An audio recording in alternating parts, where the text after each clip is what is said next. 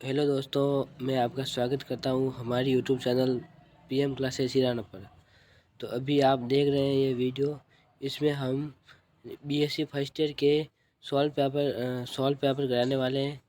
जैसे कि 2019 का ये पिछले 5 ईयर के सॉल्व पेपर कराने वाले हैं।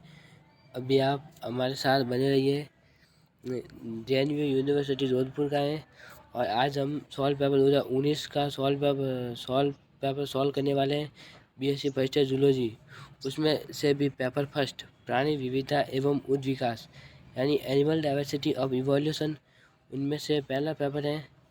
फर्स्ट क्वेश्चन है। फर्स्ट क्वेश्चन भाग अ का पहला क्वेश्चन है। पहले क्वेश्चन में भी इसमें 10 क्वेश्चन होते हैं, वो भी करने होते हैं। फिर भाग ब आता है, फिर भाग स आता है। ठीक है, अभी हम भाग भाग अ का पहले क्वेश्चन का पहला देखने वाले हैं। और वो कह रहा है कि द्विनाम पद्धति क्या है। यानी नामकरण पद्धति में प्राणियों के नाम को एक सर्वमान्य वैज्ञानिक नाम दिया, यानी प्राणियों के नाम को एक सर्वमान्य वैज्ञानिक नाम दिया है। और नामकरण पद्धति ये कैरलस लीनियर ने 1758 ईस्वी में दी थी। इसमें किसी भी प्राणी के वैज्ञानिक नाम को 2 पदों में बांटा गया है। उनमें से पहला वंश और जाति है। जैसे मनुष्य होता है, उसका वैज्ञानिक नाम। वर्गीकरण में कुंजी लक्षणों को परिभाषित कीजिए। यानी जंतु वर्गीकरण में कुंजी लक्षण क्या है। यानी वर्गीकरण के लिए महत्वपूर्ण लक्षण है जिसके आधार पर 2 जातियों को अलग अलग पृथक्करण की जाती है, उसे कुंजी लक्षण कहते हैं। यानी कुंजी लक्षण क्या है। यानी वर्गीकरण के लिए एक महत्वपूर्ण लक्षण है। ये वर्गीकरण करने के लिए एक लक्षण है जिस आधार पर 2 जातियों को अलग अलग किया जाता है, यानी पृथक की जाती है। ओके, उसे कहते हैं कुंजी लक्षण। ऐसे ही हमारा तीसरा क्वेश्चन है कि क्या है फेसमर्स क्या है। यानी इसमें संघ निमेटोडा है। यानी आप है ना, अगर ये कर देना कि निमेटोडा संघ तो भी सही होगा। ये निमेटोडा संघ के जंतुओं में एक विशेष पुष्टीय संवेदी अंग पाए जाते हैं जिसे फेसमेट्स कहते हैं। ठीक है, और अभी हमारा चौथा क्वेश्चन है कि संघ एनालिडा एवं मोलस्का में पाए जाने वाले लार्वा का नाम बताइए। यानी एनालिडा संघ और मोलस्का में पाए जाने वाले लार्वा का क्या नाम है। तो वहाँ पर इसका उत्तर होगा ट्रोकोफोर लार्वा। ओके, अभी हमारा 5वां क्वेश्चन है कि लेमार्क ने अपना सिद्धांत किस पुस्तक में प्रकाशित किया है। लेमार्क ने अपना सिद्धांत फिलोसॉफी जूलॉजिक नामक पुस्तक में प्रकाशित किया है। अभी मेरी आवाज़ सही नहीं आ रही होगी क्योंकि मेरे को जुकाम लगा हुआ है, फिर भी मैं आपके लिए वीडियो बना रहा हूँ। ओके, 6 क्वेश्चन है कि जाति उद्भवन को परिभाषित कीजिए। यानी जाति उद्भवन क्या है। जाति उद्भवन उसे कहते हैं जिसने कि पूर्व स्थित जातियों से नई जातियों के विकास की प्रक्रिया को जाति उद्भवन कहते हैं। आप है ना, जो मैं बोल रहा हूँ ना, उसको साथ साथ देखते रहिएगा, नहीं तो ऐसे ऐसे समझ में नहीं आएगा। आप भी उसको क्वेश्चन को देखिए और उत्तर को मैं जो बोल रहा हूँ उसको नीचे नीचे देखते रहिए। ओके, अभी है ना 7वां क्वेश्चन है किस काल को स्त्रियों का युग कहा जाता है। यानी कौन सा काल है जो स्त्रियों का युग कहलाता है, उसे कहते हैं उत्तरे नूतन जीवन महाकल्प या सिनोजोइक महाकल्प को स्त्रियों का युग कहा जाता है। 8वां क्वेश्चन है सतत विभिन्नता से क्या समझते हैं। यानी सतत विभिन्नताएं वे अस्थिर विभिन्नताएं हैं जो एक ही दिशा में परिगामी एकत्रित करके नई जाति का निर्माण करते हैं। एग्जाम्पल के लिए जैसे वयस्क मनुष्य की ऊंचाई, भार व मानसिक स्थिति में पाई जाने वाली विभिन्नताएं। अभी 9 क्वेश्चन है वैलेंस रेखा क्या है। ये वैलेंस रेखा ओरिएंटल क्षेत्र की दक्षिण तक की सीमा की वह काल्पनिक रेखा है जो लॉम्बोक द्वीपों से शुरू होकर मैगासर की खाड़ी में बोर्नियो एवं सिलेबीज के बीच से होती हुई फिलीपाइन पूर्व में तक जाती है। और ये ओरिएंटल क्षेत्र क्या है। ओरिएंटल क्षेत्र पुरानी भौगोलिक क्षेत्र हैं जिसके अंतर्गत श्रीलंका, मालवा द्वीप समूह तथा उसे संबंधित सभी द्वीप इस क्षेत्र में आते हैं। जैसे कि ओरिएंटल क्षेत्र क्या है, तो आप लिखना भौगोलिक क्षेत्र। ओरिएंटल क्षेत्र भौगोलिक क्षेत्र है जिसके अंतर्गत है ना मालवा आता, श्रीलंका आता है। मलावा द्वीप समूह उससे संबंधित सभी द्वीप इस क्षेत्र में आते हैं। इसकी एक विशेषता भी यहाँ के सघन एवं अत्यधिक वन है। ठीक है, अभी हमने भाग अ के 10 क्वेश्चन कर लिए हैं। अभी भाग ब है। ये भाग ब इकाई वाई होगा है कि टोटल 5 इकाइयाँ होती हैं। उनमें से एक इकाई से 2 क्वेश्चन आते हैं। अभी है ना दोनों क्वेश्चन अटेंड नहीं करने हैं, दोनों में से एक क्वेश्चन अटेंड करना है। या तो दूसरे का अ करो या दूसरे का ब करो। अभी नीचे लिखा हुआ होगा कि अथवा में आ गया। अथवा में या तो अ करना है या उसमें अ है कि विभिन्न प्रकार की समितियों का वर्णन कीजिए। यानी समितियाँ किसे कहते हैं और ये कितने प्रकार की होती है। समितियाँ किसे कहते हैं और कितने प्रकार की, ठीक है। उसका उत्तर है कि ज्यामितीय परिरूप में शरीर के भागों की व्यवस्था को समिति यानी शरीर के भागों की व्यवस्था को समिति कहते हैं। अर्थात यानी जीव के शरीर में काल्पनिक अक्षों की व्यवस्था किस प्रकार होती है उसे समान भागों में बांटे। ओके, अभी समिति कितने प्रकार की होती है? 3 प्रकार की होती है। कौन कौन सी होती है? एक तो असमिति, एक गोलीय समिति और एक तीसरी वो निषेध मैं आपको बताऊंगा, वो है अर्य समिति। ठीक है, पहली पढ़ते हैं असमिति किसे कहते हैं।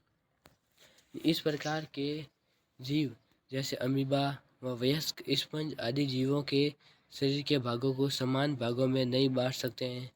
अर्थात ऐसे जंतु जिन्हें किसी भी अक्ष से 2 समान भागों में नहीं बांटा जा सकता है उसे असमिति जीव कहते हैं। इस प्रकार की समिति असमिति कहलाती है। यानी ये क्वेश्चन आपको बहुत भाग ब में क्वेश्चन आपको बहुत बड़े लिखने होते हैं, बहुत लेंथी लिखना होता है क्योंकि इसके क्वेश्चन उसके हमको नंबर मिल सकता है। ओके, तो अभी है ना बड़े लिखने हैं तो आपको ऐसे नहीं असमिति किसे कहते हैं कि असमिति उसे कहते जीवों के शरीर को 2 भागों में नहीं बांट सकते। ये नहीं दिखता है आपको, ये बहुत आपको क्वेश्चन को बड़ा सजा कर लिखना है, उससे हमको नंबर मिलते हैं। ओके, आपको पेज बहुत खाली नहीं रखने, पेज को जितना हो सके उसको कॉपी को पूरा भरना है एग्जाम में। ओके, दूसरा है गोलीय समिति। इस प्रकार के जंतुओं का शरीर गेंद के समान गोल व उसमें अग्र पश अधर व पार्श्व स्पष्ट नहीं होती है। यानी जंतुओं का शरीर गेंद के समान गोल होता है और उसमें पार्श्व सतह नहीं होती है। ठीक है, यदि इन्हें केंद्र से गुजरने वाले किसी भी अक्ष से काटा जाता है तो इस पर समान भागों में नहीं विभाजन होता है। इस प्रकार की समिति को गोलीय समिति कहते हैं। जैसे रेडियो लेरियन, ठीक है, तो गोलीय समिति किसे कहते हैं कि उनके शरीर को है ना 2 भागों में नहीं बांट सकते हैं। यानी उनका शरीर गोल होता है और उनको 2 भागों में नहीं बांट सकते। इस प्रकार की समिति को गोलीय समिति कहते हैं। उनका उदाहरण है रेडियो लेरियन। ठीक है, अभी हम तीसरी समिति है उसका नाम है अर्य समिति। अर्य समिति किसे कहते हैं कि इस प्रकार की समितियों में जंतुओं को केवल एक अक्ष से होकर गुजरने वाले सभी काट को 2 बराबर हिस्सों में विभक्त किया जा सकता है, इसलिए इसे अर्य समिति कहते हैं। यानी एक ही अक्ष से होकर गुजरने वाले सभी काट को 2 बराबर हिस्सों में विभक्त किया जाता है। यानी एक ही अक्ष से गुजरने वाले तो काट को 2 बराबर सभी काटों को 2 बराबर भागों में विभक्त किया जा सकता है, इसलिए इसे अर्य समिति कहते हैं। इन प्राणियों में एक सतह पर मुख व एक सतह पर गुदा पाई जाती है। इन्हें मुख्य सतह व अपमुख्य कहा जाता है। ठीक है, भाग अ में मैंने पहला अ बता दिया, अभी ये ब है। देखो यहाँ पर अथवा आया है तो अ या तो आप अ कर सकते हैं यानी समिति वाला कर सकते हैं या दूसरा कर सकते हैं ब वाला कर सकते हैं। खंडी भवन पर टिप्पणी लिखिए। ठीक है, खंडी भवन पर टिप्पणी लिखिए व इसके प्रकारों का वर्णन कीजिए। यानी खंडी भवन किसे कहते हैं और खंडी भवन कितने प्रकार के होते हैं। यानी खंडी भवन से तात्पर्य है कि प्राणियों के शरीर का खंडों में विभक्त होना। यानी प्राणियों का शरीर होता है उसमें खंडों का अलग अलग होना, उसे खंडी भवन कहते हैं। प्राणियों में खंडी भवन 2 प्रकार के होते हैं। मूलभूत में 2 प्रकार के प्राणियों में खंडी भवन पाए जाते हैं। ओके, पहला है सतही खंडी भवन और दूसरा है अंतर्राज्यीय समखंडी भवन। पहला सतही समखंडन और अंतरागीय समखंडन। पहला है सतही समखंडन और अंतरागीय समखंडन। इनमें से पहला पढ़ेंगे हम सतही समखंडन। इसका उद्गम एक्टोडर्म में होता है। उसका उद्गम कहाँ होता है? उसका उद्गम एक्टोडर्म में होता है। एक्टोडर्म में एक लेयर होती है, वो परत होती है, उसमें से सतही खंडीकरण का निर्माण होता है, उद्गम होता है या निर्माण होता है, स्वयं होता है। अतः केवल देह भित्ति तक ही समिति रहता है। इस स्थिति में देह की बाहरी क्यूटिकल एवं देह भित्ति शल्य रूपी अनुपरण दबावों के द्वारा बची होती है। यह दशा देह मोड़ने, घुमाने एवं अंत सर्पी करने में बहुत सहायक होती है। एग्जाम के लिए समखंडन, एसिलोमेटा एंड सूडोजिलोमेट, ठीक है, सूडोजिलोमेट। दूसरा है अंतरागीय समखंडन, यानी यह अधिक महत्वपूर्ण होता है। यानी दोनों में से ये बहुत महत्वपूर्ण होती है। अंतरागीय समखंडन पवन, ये बहुत महत्व, इसका उद्गम मेसोडर्म स्तर में होता है। यानी उसका उद्गम होता है एक्टोडर्म में होता है और दूसरे का उद्गम होता है मेसोडर्म स्तर में होता है। यह प्राय मेसोडर्म एवं एक्टोडर्म से रचित सभी देह भागों को प्रभावित करता है। इस दशा में आदर्श रूप से पूरी देह खंडों की एक श्रृंखला के रूप में होती है। यानी ये अंतरागीय समखंडन एक श्रृंखला के रूप में होती है, सभी देह की श्रृंखला के रूप में होती है। प्रत्येक खंड में पेरिटोनियम से घिरी देह गुहा होती है, जिसके भीतर वही अंतरंग उपस्थित होते हैं जो अगले एवं पिछले खंडों में मिलते हैं। दूसरे शब्दों में प्राणी की देह में समखंडन सतह के अतिरिक्त आंतरिक भी होता है। इस प्रकार के समखंडन को अंतरागीय समखंडन कहते हैं एवं प्रत्येक समखंडन को विखंडन अथवा समखंडन कहते हैं। ठीक है, आपको एक बार वापस समझा देता हूँ। अंतरागीय समखंडन यानी इसमें क्या, ये बहुत अधिक महत्वपूर्ण होती है। इसका उद्गम मेसोडर्म स्तर में होता है तथा यह मेसोडर्म एवं एक्टोडर्म से रचित सभी भागों को प्रभावित करती है। यानी ये सभी भागों को प्रभावित करती हैं। इस दशा में आदर्श रूप से पूरी देह खंडों की एक श्रृंखला के रूप में होती है। प्रत्येक खंड के पेरिटोनिया देह से घिरी होती है। यानी ये पेरिटोनियम देह होती है, उससे घिरी होती है, देह गुहा से घिरी होती है। इसके भीतर वही अंतरंग उपस्थित होते हैं जो अगले एवं पिछले खंडों में मिलते हैं। दूसरे शब्दों में प्राणी की देह में समखंडन सतह के अतिरिक्त आंतरिक भी होता है। इस प्रकार के समखंडन को आंतरिक समखंडन कहते हैं। अतः प्रत्येक देह को विखंडन या समखंडन भी कहते हैं। ओके, उदाहरण के लिए एनेलिडा, ऑर्थोपोडा व कशेरुकियों में। ठीक है, अभी दूसरा क्वेश्चन वो पूरा हो गया है। अभी सेकंड यूनिट है। सेकंड यूनिट का तीसरा क्वेश्चन का हल है। यानी जैसे जैसे यूनिट बदलेगी ऐसे क्वेश्चन के नंबर भी बदलेगी। यानी फर्स्ट यूनिट में हमने देखा था दूसरा क्वेश्चन और सेकंड यूनिट में हम देख रहे हैं तीसरा क्वेश्चन। यानी तीसरे क्वेश्चन में अ और ब अलग अलग है। यानी पहले भी बताया आपको, या तो आपको अ करना है या आपको ब करना है। ओके, यानी ये पहले तीसरा क्वेश्चन है कि संघ शिलींध्रता के मुख्य लक्षण लिखिए एवं इसका वर्गीकरण उदाहरण से कीजिए। यानी ये क्वेश्चन बहुत बड़ा हो जाएगा, आपको लिखना पूरा है, लेकिन मैं आपको सिर्फ लक्षण बता देता हूँ।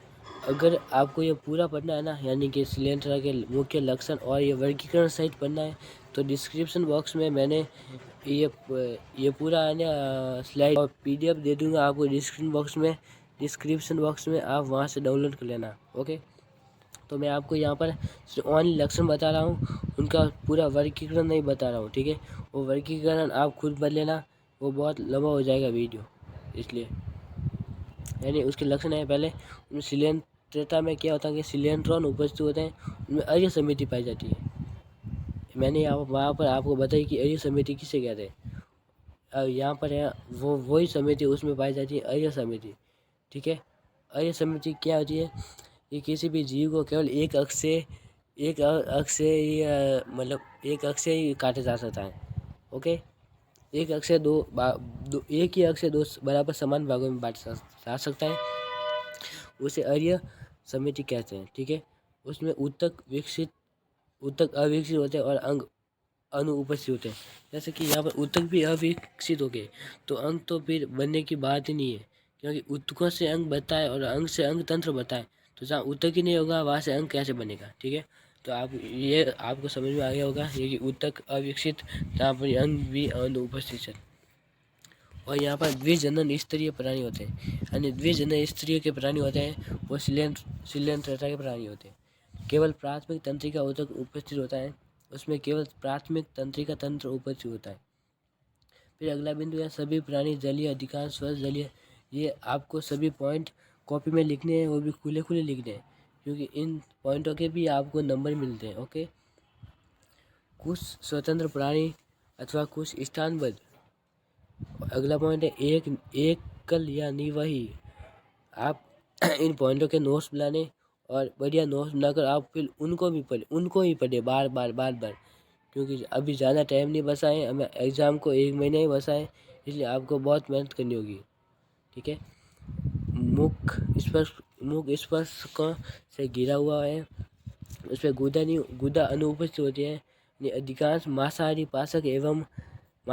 पाचक अंत व बाह्य कोशिकीय प्रकार की दंश कोशिकाएं उपस्थित जो भोजन करने हेतु व रक्षा हेतु होती हैं और स्थानबद्ध होने में सहायक होती है, ठीक है।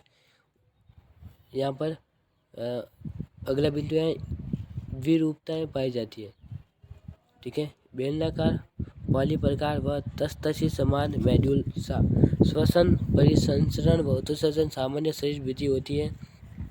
श्वसन, परिसरण व उत्सर्जन तंत्र उसमें अनुपस्थित होता है। अलिंगिक जनन मुकुलन के द्वारा होला है और लिंगिक जनन में मुक्त प्लावी प्लेनुमा लार्वा पाया जाता है। जीवन वृंत में पीढ़ी एकांतरण पाया जाता है, उसे मेटाजिला कहते हैं। अभी वो जी ला पीछे दिख नहीं रहा है, इसलिए मुझे पता था, मैंने बोल दिया, ठीक, ओके। मेटाजिला है कहते हैं, ठीक है। शिलींध्रता के ये वर्ग है, जैसे हाइड्रोजन, हाइड्रा, ओविलिया, स्पाइकोफोजुआ, आरिलिया, राइजोप्टोमा, एंथ्रोजोआ। अभी ये उसके वर्गीकरण बहुत है, ठीक है। तो मैं आपको ये बता नहीं रहा हूँ, आप देख लेना एक बार, मैं आपको पीडीएफ भेज दूंगा और डिस्क्रिप्शन बॉक्स में, आप वहाँ से डाउनलोड कर लेना, ओके। अभी है ना, वो है शिलींध्रता हो गया। अभी दूसरे का ब है प्लेटी एलिमेंट्रीज। इसके भी वर्गीकरण से उधर है, तो मैं आपको मुख्य लक्षण बता रहा हूँ, आप वर्गीकरण पढ़ लेना पूरा। ये सवाल क्वेश्चन के आंसर पूरे लिखने होते हैं, पूरे के नंबर मिलते हैं। जैसे यहाँ पर 2 क्वेश्चन है कि एक तो मुख्य लक्षण लिखिए तथा इसका वर्गीकरण उदाहरण से समझिए। तो मैं आपको लक्षण बता रहा हूँ, आप पूरा वर्गीकरण आप डिस्क्रिप्शन बॉक्स में पीडीएफ दिया है, पहले आपको बता दिया है, आप वहाँ से डाउनलोड करके पूरा देख लेना, ओके।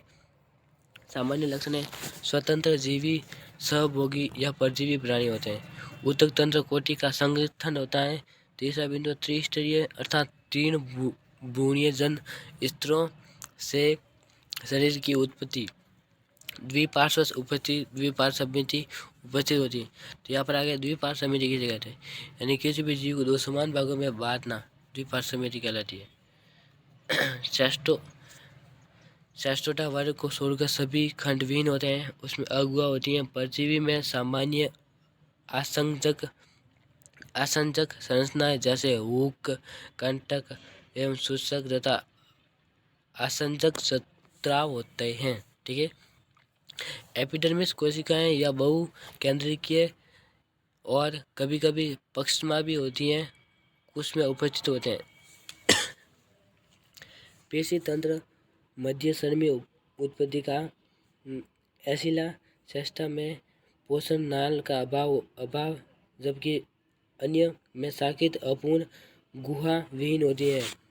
कंकाल श्वसन और परिसंचरित तंत्र का अभाव आदि पृथक ज्वाला कोशिकाओं का उत्सर्जित तंत्र कुछ आदिकालीन रूपों में पाया जाता है। तंत्रिका तंत्र आदिकालीन जननेंद्रिय संवेदी अंग सरल स्वतंत्र जीवी रूपों में नेत्र बिंदु या प्रकाश ग्रही जटिल जनन तंत्र के साथ द्विलिंगी आश्रय जनन ग्रंथियां, जनन वाहिकाएं या सहायक जनन अंग सुविकसित होते हैं। निष्कर्षण उसमें आंतरिक पर निष्कर्षण या स्व निष्कर्षण हो सकता है। परिवर्तन प्रत्यक्ष या अप्रत्यक्ष, ठीक है। ये संघ है, उसका पूरा वर्ग दिया हुआ है। वर्ग मैं आपको नहीं बता रहा हूँ, वर्ग बहुत ऐसे तो वीडियो बहुत बड़ा हो जाएगा।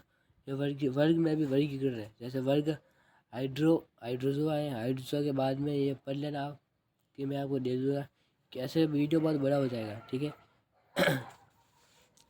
पहला वो है, कौन सा है, हाइड्रोजोआ। प्रथम हाइड्रोजोआ है, और सेकंड है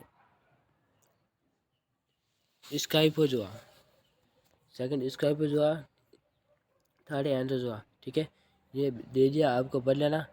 वीडियो नहीं तो ऐसे तो वीडियो बहुत बड़ा हो जाएगा। ये चौथा क्वेश्चन, यानी सेकंड यूनिट में हमने अ पढ़ लिया और ब पढ़ लिया। अब थर्ड यूनिट है, थर्ड यूनिट में फोर्थ क्वेश्चन का अ पढ़ ले।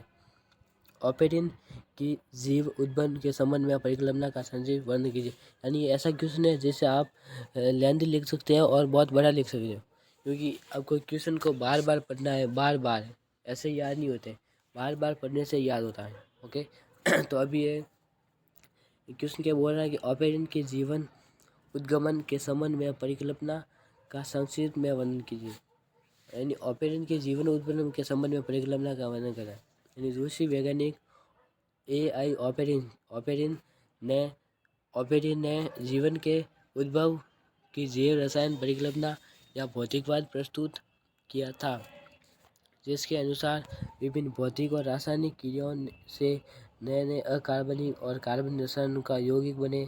उसके बाद में इन यौगिकों के विशिष्ट रूप से संगठित एवं शरीर होने पर नए जटिल यौगिक बने, और वह अजीब कार्बनिक यौगिकों के समूह से ऐसी रचना का निर्माण हुआ जिससे जीवन के लक्षण विद्यमान थे।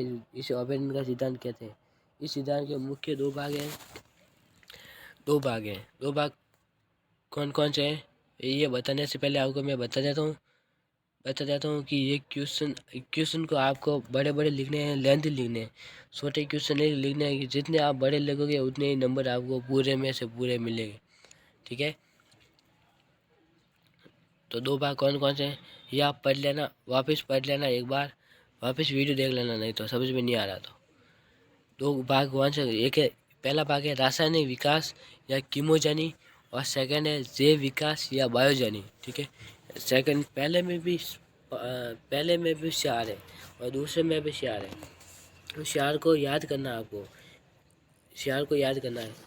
यानी बीएससी फर्स्ट ईयर में क्या होता है कि जो पिछले साल की क्वेश्चन होता है ना, उनमें से ही क्वेश्चन रिपीट होते हैं, ठीक है।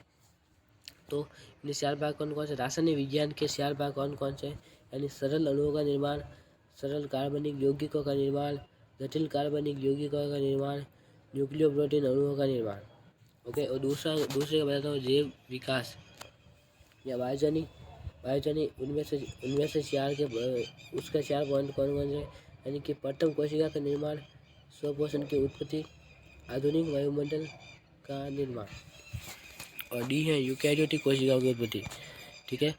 और फोर्थ का बी है आपको या तो अ करना है या ब करना है, उन दोनों में से ही करना है। यानी हार्डी उद्विकास में हार्डी वाइनबर्ग का नियम का वर्णन कीजिए, ठीक है। यानी हार्डी वाइनबर्ग नियम क्या है उसका पूरा आपको बताना है, ठीक है।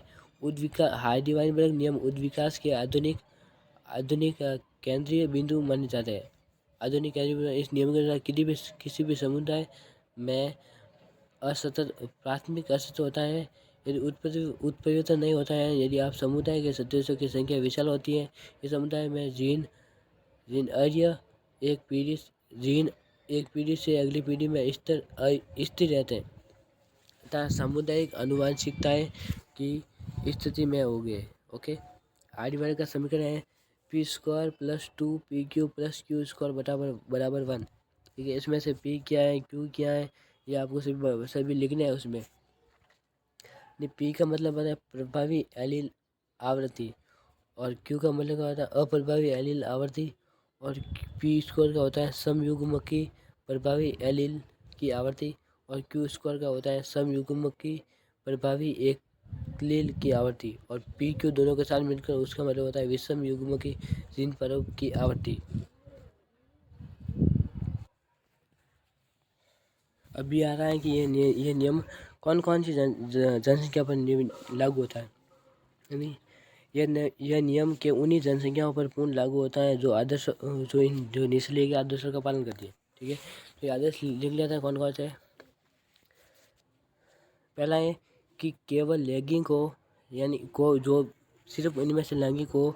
दूसरा है एक समय पर केवल एक ही पीढ़ी जीवित रहे, प्रजनन क्रमबद्ध रहे, दोनों लिंगों की प्रजनन की संभावना बराबर रहे, जनसंख्या अति विशाल रहे, दोनों लिंगों में बराबर अलील आवृत्ति हो और जनसंख्या प्रवाह परिवर्तन या प्रकृति चयन से मुक्त हो। ओके, अभी थर्ड यूनिट कम्प्लीट हो गई और फोर्थ यूनिट का ये है 5 क्वेश्चन का ये है जंतुओं में मरुस्थलीय अनुकूलन का वर्णन कीजिए। अभी वो है ना वर्णन दिख नहीं रहा है इसलिए मैं आपको बता रहा हूँ। ओके, यानी कोई भी गुण जो किसी विशेष प्राणी या ये क्या दिख नहीं रहा है, जो किसी विशेष प्राणी के लिए लाभदायक हो उसे अनुकूलन कहलाता है। यानी अनुकूलन किसे कहते हैं, मरुस्थलीय अनुकूलन किसे कहते हैं। यानी कोई भी प्राणी जो किसी भी विशेष प्राणी के लिए लाभकारी हो उसे अनुकूलन कहलाता है। ये वे विशेषताएं होती हैं जो किसी प्राणी अथवा पौधों के अनेक आवासों में जीवित रहने योग्य बनाती है। अनुकूलन यानी किसी भी प्राणी को जीवित रहने के लिए योग्य बनाती है। यानी प्राणियों में अनुकूलन की कटौती भिन्न भिन्न होती है। कुछ प्राणी कम व अधिक अनुकूल होते हैं अर्थात सामान्य रूप से होते हैं। यानी मरुस्थलीय अभी बढ़ रहे हैं मरुस्थलीय अनुकूलन। इस प्रकार का अनुकूलन स्थलीय जीवों जैसे समिनैंतो मांसभक्षियों प्राइमेटों आदि में पाया जाता है। यह प्राणी पांचागुआ पादों से युक्त द्विपाद अर्थात चतुर्पाद होते हैं। इसमें विषमदंती या गर्दंती प्रकार का दंत विन्यास पाया जाता है। अभी आपको साफ नहीं दिख रहा होगा ये अभी आपको फ़ोन की क्वालिटी फ़ोन की क्वालिटी हाई कर लेना जिससे आपको साफ दिख जाएगा। ठीक है, कुछ मरुशिपकिलियों जैसे मलॉस हॉरिडस में त्वचा आर्द्रताएं ग्राही होती हैं तथा आर्द्रता को ब्लॉटिंग पेपर की तरह खोलती है। कुछ मरुस्थलीय प्राणी उपाप से जल प्राप्त करते हैं। कुछ प्राणी जैसे जारबाऊ पिजो भक्षक कर लेते हैं। प्राणियों में मांसाहारी मरुस्थल प्राणी शिकार के रक्त उपस्थित निर्भर करते हैं, जबकि कुछ मांसाहारी खरला मांसल पादपों का उपयोग करते हैं। मरुस्थलीय प्राणियों में जल की हानि को रोकने के लिए इसमें श्वेत ग्रंथियों की कमी, अभेदा तथा उष्मीय सहनशील आदि गुणों पाए जाते हैं। ठीक है, ये सभी प्राणियों में पाए जाते हैं गुण। ये प्राणी रात्रि होते हैं, यानी ये प्राणी रात्रि में गमन करते हैं, रात्रि होते हैं और अधिकतर बिलों में रहते हैं। सभी प्राणी बिलों में रहते हैं। मरुस्थलीय अनुकूलन प्राणी बिलों में रहते हैं। ये प्राणी सांद्रित मूत्र या यूरिया अम्ल का अवशोषण करते हैं जैसे कंगारू, रेत, सरीसृप इत्यादि। अभी ये ब है तो आपको अ करना है या ब करना है।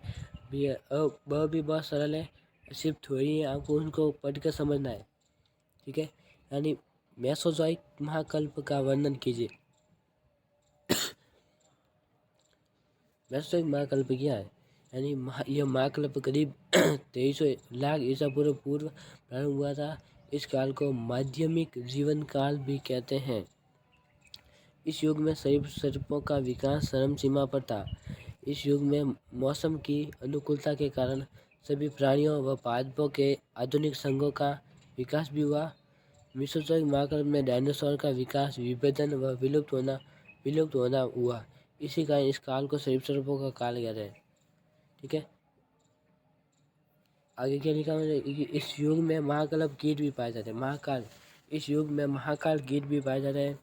पतंगों तथा तितलियों को छोड़कर सभी आधुनिक गुण इसी काल में रहते हैं। यानी पतंग को और तितलियों, पतंग वो होता है, वो जो कीट होता है, पतंग की कीट होता है। यानी पतंगों और तितलियों को छोड़कर सभी आधुनिक गुण इसी काल में मिलते हैं। इसी काल में अस्ति में मछलियों का विकास हुआ है। टेरासॉर्स, इक्थियोसॉर्स तथा पर्सिसियोसॉर्स है, वो बल्लर वाला दिख नहीं था। पर्सिसियोसॉर्स भी इसी काल में पाए जाते हैं। पक्षी व स्तनधारी भी इसी समय प्रकट हुए हैं। इस काल के अंत तक काल में विकसित हुए हैं। अधिकतर जंतु विलुप्त हो गए हैं। महाकल्प वापिस 3 भागों में बांटा जाता है, जैसे ट्राइयासिक महाकल्प, और सेकंड है जुरासिक कल्प, और तीसरा है क्रिस्टेशियस कल्प। ट्राइयासिक कल्प उसे कहते हैं। इस कल्प में डायनासोर्स व टेरासॉर्स सरीसृपों का विकास हुआ है, जैसे स्नेल, बाइवॉल व समुद्री अर्चिड की संख्या में वृद्धि हुई है। पुष्प देने वाले पादप नहीं होते। ये मांसाहारी छिपकलियों की अधिकता व प्रोटोथीरन स्तनी विकास हुए हैं।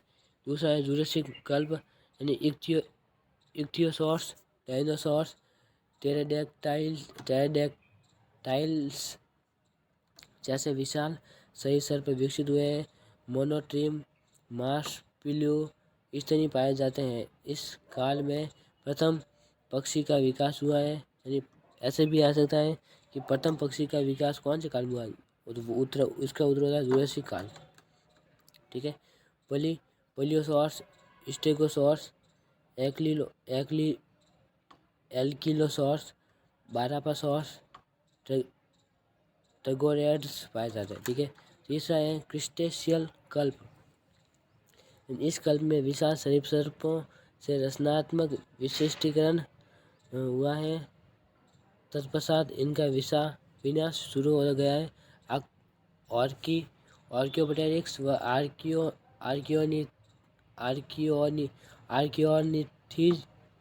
आर्कियोनिथीज के जीवाश्म भी इसी काल में बने हुए। जरायुजी स्तनियों का विकास हुआ है। टीनोसॉर्स, डिप्लोडेक्ट्स, अपटोसॉर्स और ब्राकियोसॉर्स व ब्रांटोसॉर्स इस क्लब में पाए जाते हैं। ठीक है। अभी 5वीं यूनिट स्टार्ट हो गए हैं। ये मानव विकास के महत्वपूर्ण तथ्यों का वर्णन कीजिए। यानी मानव के विकास में महत्वपूर्ण तथ्य कौन कौन से हैं, सभी लिखने हैं। ठीक है। आपको यानी उत्तर है, उसका उत्तर है कि संपूर्ण जंतु जगत में मानव जाति यथा होमो सैपियंस कार्यात्मक एवं संरचनात्मक दृष्टि से अन्य प्रकार से अत्यंत विशिष्ट एवं विकसित है। मानव के जीवाश्म के अध्ययन में निम्नलिखित उत्विकासशील लक्षणों के बारे में ज्ञात हुआ है। ठीक है। लक्षण ये कौन कौन से हैं, यानी आदि मानव और आधुनिक मानव में कौन कौन से। यानी पहले आवास है, वो आदि मानव वृक्षों पर रहते हैं, और आधुनिक मानव स्थलीय पर रहते हैं, धरती पर रहते हैं। ठीक है। भोजन है, आदि मानव शाकाहारी खाते हैं, और आधुनिक मानव सर्वहारी है। ठीक है। गमन है, सोपाय गमन, और अभी आधुनिक मानव है वो द्विपाद गमन करते हैं। देह रोम घने होते हैं और बहुत है देह रोम, यानी देह पर बाल बहुत ज़्यादा होते हैं आदि मानव के, और यहाँ पर अपत होते हैं। भुजा या पाद की लंबाई भुजा या भुजा पाद और पाद भुजा। ठीक है।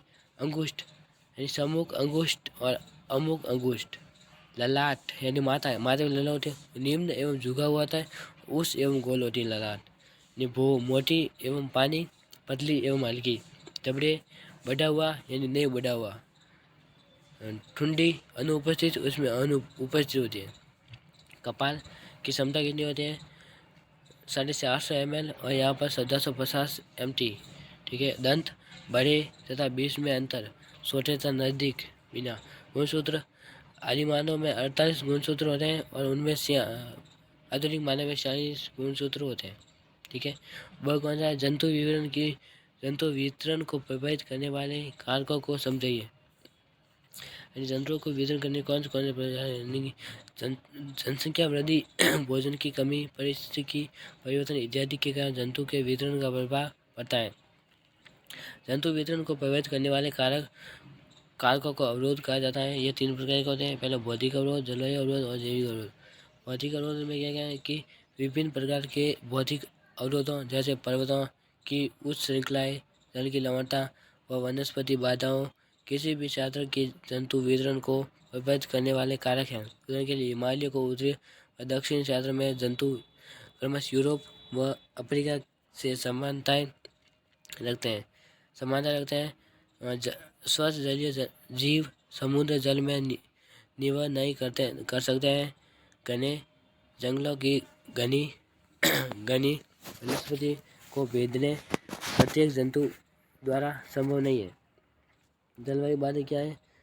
जलवायु बाधा क्या? तापमान, नमी व प्रकाश की जंतु वितरण में भूमिकाएं निभाती हैं। उदाहरण के लिए शीत तापी जंतु अत्यधिक गर्मी वाले क्षेत्रों में नहीं कर सकते हैं। इसी तरह से रेगिस्तानी जंतुओं को जल का संरक्षण करना पड़ता है, जो कि अत्यधिक आर्द्रता वाले क्षेत्र में रहते हैं वाले जंतुओं की अपेक्षा विपरीत है। जैविक अवरोध भोजन तथा विभिन्न शत्रु विविध जैविक बाधाओं को प्रदर्शित करते हैं। जंतुओं की कई प्रजातियां परजीवी या परभक्षी व्यवहार प्रदर्शित करते हैं। ऐसे जंतु शत्रु की भांति कार्य करते हैं और जंतु विपरीत को प्रभावित करते हैं। भाग स में सभी बड़े बड़े कृष्ण वो बहुत ज़्यादा नंबर के हैं, तो भी आपको मैं बताने वाला नहीं हूँ।